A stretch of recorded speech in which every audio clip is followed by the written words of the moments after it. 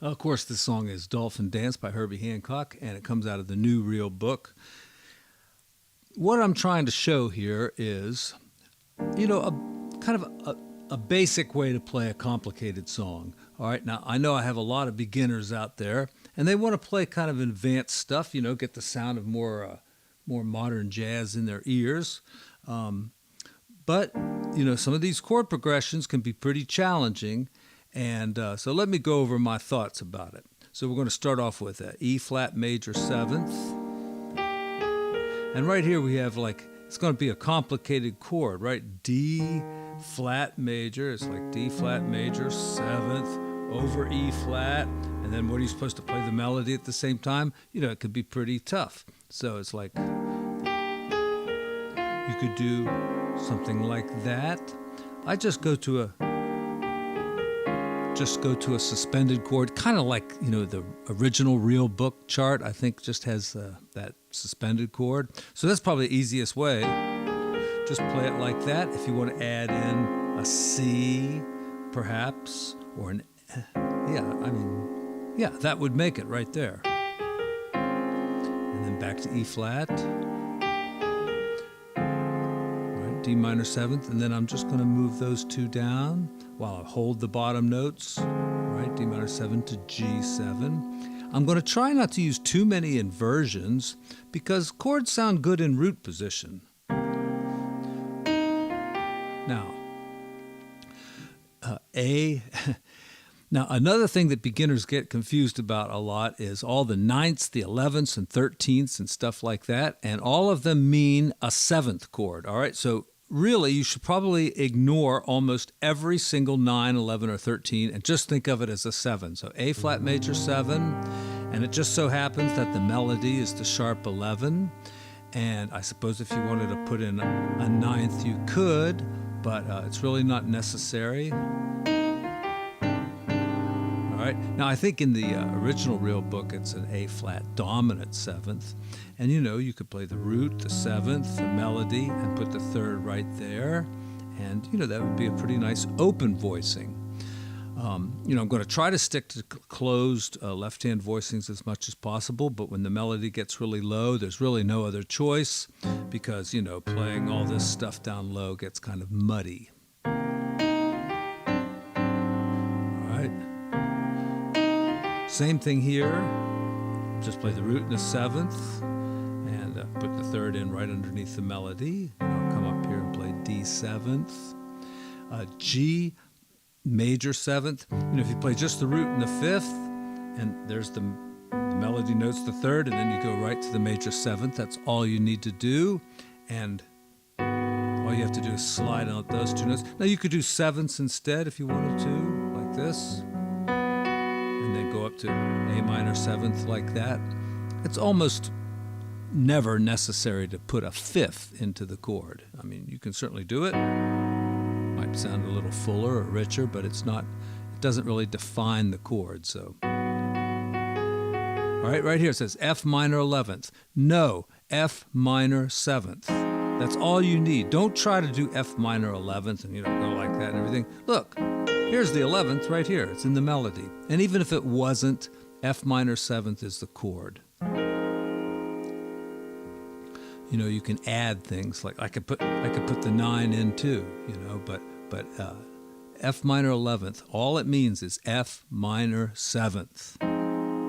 With the addition possibly of a 9th or an 11th or something, okay? Onwards we go. No need for the 5th down here because I'm playing it there and there's no need for it anyway. Again, A minor 7th. And here, just go to D 7th. You don't need that 13 crap in there. You could put it in there like, something like that, or just put it in, like this. But it's really not necessary. Does it sound wrong to just play D 7th?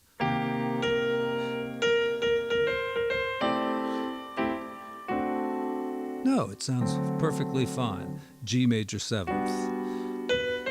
All right, G sus. All right, forget that 13, just make it a sus. All right, here's G7, there's a sus.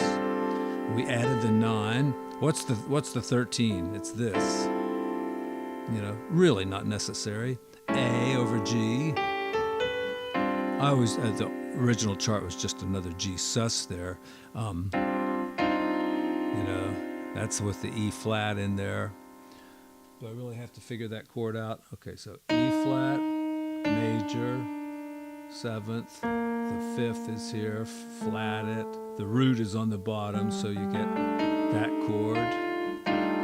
Yeah, I mean, that's okay. You could just play like a G2 with this. But anybody looking at that chord symbol is just going to be baffled by it at first, I mean, if you're just comping, it's easier because you can just play a G and go like that or something. But, if you're playing the melody, 3, 4, 1, 2. Maybe put that E flat in. Doesn't really sound right to me. This was always a G over F in the old chart there. Once again, it's just too difficult to try to play that. F13. Okay, well, the 13 is the melody, so they maybe flat the 9 like that. So you could play root 7th, there's the 3rd, there's the melody, the 13th, and if you want to put the flat 9 in, so something like, sounds pretty good. Look, you got E flat over F, that gives you F suspended, and if you just lower this by a half step, you get that 13 flat 9 chord. E minor 7th, not E minor 9th, okay? I mean, it's just E minor 7th, all right? That's all you need. Put the 9th in if you want to. And then A 13th, we're just going to go to A 7th. A 13 would be like this, a nice open voicing, certainly nothing wrong. And the 13s kind of guide you, because if all you have is A7, and you wanted to say, well, let me add a flat 13 to that, or let me add a 9 or a flat 9. The fact that it's A13 guides you to put this note in and not that note. If it was A7, you could take your pick on either one of those or neither.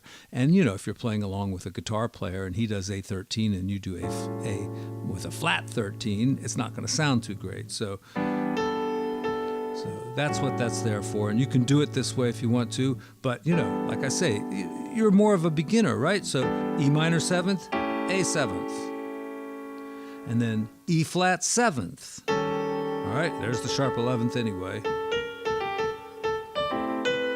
Yeah, I get that A minor in a little bit early. All right, then on to B minor. And E7. D minor 7th. C sharp minor 7th. There's the 11 anyway. Don't need to put it in the chord symbol. All right, just F sharp 7th. That's all you need. That happens to be the 13.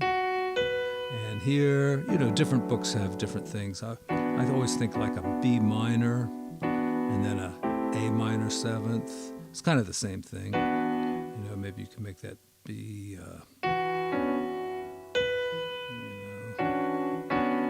something like that maybe.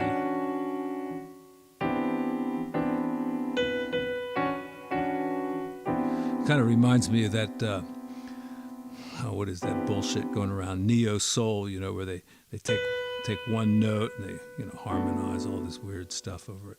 Anyway.